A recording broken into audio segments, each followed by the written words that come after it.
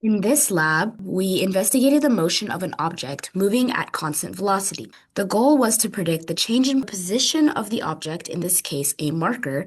Using Newton's second law, we rolled a marker in a straight line across a smooth table with constant velocity. And our axis was primarily the x-axis alongside the object motion. However, in this case, since the object is going left, all of the positions are going to be as negative x, which is why we see the graph in the right going down as time goes on. The fundamental principles of physics that we used in this experiment are based on Newton's second law. Because of the fact that constant velocity in this situation, as established, would mean that the change in velocity, which is v final minus v initial, would be equal to 0 meters per second. As a result, acceleration, which is change in velocity over change in time, would be equal to 0 over change in time, which would result in a 0 meters per second squared acceleration. Lastly, our Newton's second law states that the net force is equal to mass times acceleration.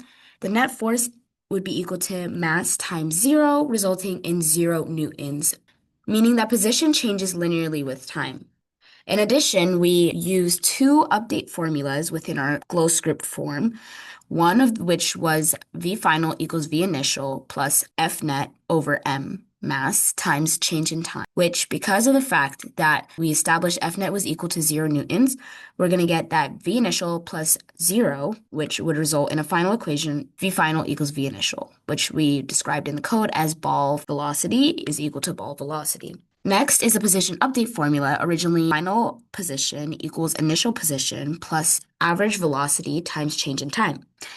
Since in this case, the average velocity formula would typically be V final plus V initial over 2, because this is a constant force. But because of the fact that they're equal to each other, V final and V initial, we're going to get that R final equals R initial plus V final times change in time will be our position update formula. We have a system, which is our marker, and we have our surroundings, which are Earth, which is the force of gravity, and the table, the normal force equated with the contact. Because in this case, the magnitude of the gravity force and the normal force are estimated to become equal to each other, since F net must equal 0, we're going to see that when you add these two together, we're going to get a F net of the 0 vector. In the video, we placed our axes along this line in the center of the marker.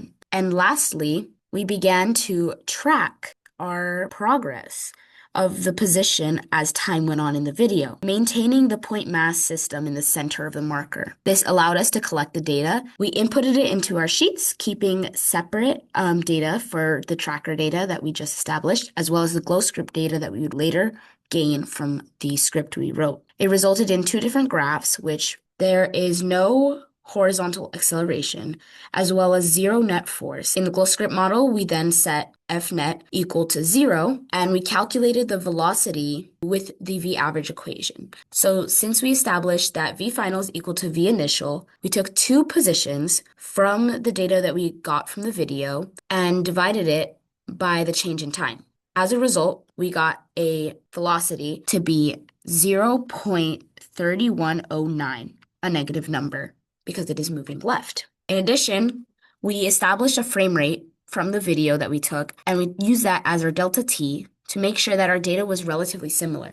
An issue that we encountered was that the number seen on the screen from the video was not entirely accurate. So we added a few more threes to become more accurate, resulting in more closely arranged numbers. When observing our results, we found very highly similar numbers, especially towards the start and the end. They both showed this linear relationship between position and time. There are some slight discrepancies towards the center, which could be a result of uncertainty in tracking within the video. If we switch the axes so the positive x and the negative x were interchanged, the slope of the position versus time graph would be going up as time increased versus going down as time increased in the current model. However, the magnitude of the velocity would remain the same. There will be no impact whatsoever to the physics of the motion. Only the representation of it would change in terms of the coordinates. What this necessarily means is not that there are no forces acting on the system, but rather that the forces cancel out. In conclusion, Newton's second law accurately predicts constant motion as we saw in the graphs.